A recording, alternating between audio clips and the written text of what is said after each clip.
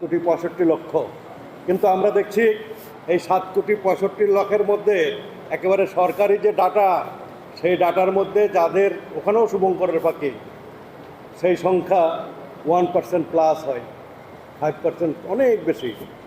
আর 1% plus হলে তো আমরা একেবারে ইউনিয়নাইজড শ্রমিক পাই 7.5 লাখ।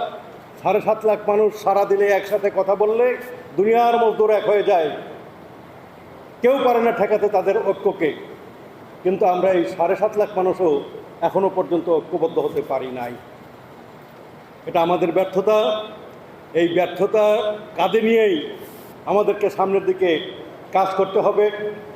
নিরাপদ কর্মক্ষেত্র যদি তৈরি করতে হয়, তাহলে আমাদের প্রথমত যেই কাজটা করতে হবে সেটা হলো ট্রেড ইউনিয়ন করার অধিকারটা আদায় করতে হবে। ব্রিটিশ আমল বুঝলাম, ঔপনিবেশিক আমল ছিল, তারপরে পাকিস্তান আমল, ঔপনিবেশিক আমল ছিল।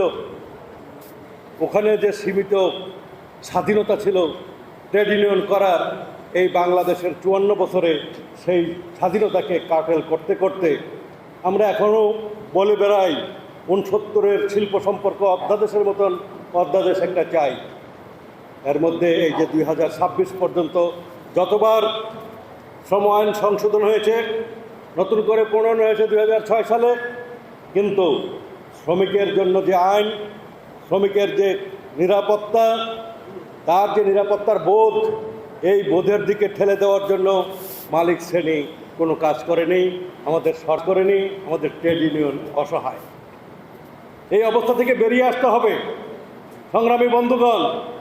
এই অসহায়ত্ব থেকে বেরিয়ে আসার একটাই পথ, ঐক্যবদ্ধ হওয়া, ঐক্যবদ্ধ হওয়া এবং ঐক্যবদ্ধ হওয়া। এই ঐক্যবদ্ধ হওয়ার জন্য লাগে বিপ্লবী ঝিল। সেই ঝিল নিশ্চয়ই আপনাদের মধ্যে আছেন যারা এখন তরুণ ট্রেড ইউনিয়ন কর্মী, তাদের প্রতি আমার আহ্বান, এই দুনিয়াটা তোমাদেরই। তোমরা যদি সামনের দিকে লড়তে চাও, তাহলে একেবারে দলমত বর্ণ নির্বিশেষে ঐক্যবদ্ধ করার জায়গায় ঠেলে দিতে হবে শ্রমিক শ্রেণীকে। ঐক্যবদ্ধ করা ছাড়া, সংগঠিত হওয়া ছাড়া, জোরসে দাবি তোলা ছাড়া কখনই এই নিরাপদ কর্মক্ষেত্র গড়ে তোলা সম্ভব নয়। সকলকে লাল সালাম, দুনিয়ার মধ্যে এক হও। ধন্যবাদ ভাই। আমরা তাদের কাছে তাদের পক্ষে আমরা এই বিষয়গুলি শুধু অল্প কথায় আমরা শুধু এই ধরনের অবস্থা পূর্বে তাদের জীবনের অবস্থা কি ছিল, এই ধরনের অবস্থা কি বিষয় ঘটলে হয়তো ঘটতো না, আর আজকে তার পরবর্তী জন্মগ্রহণ আসলে তারা আমাদের কাছে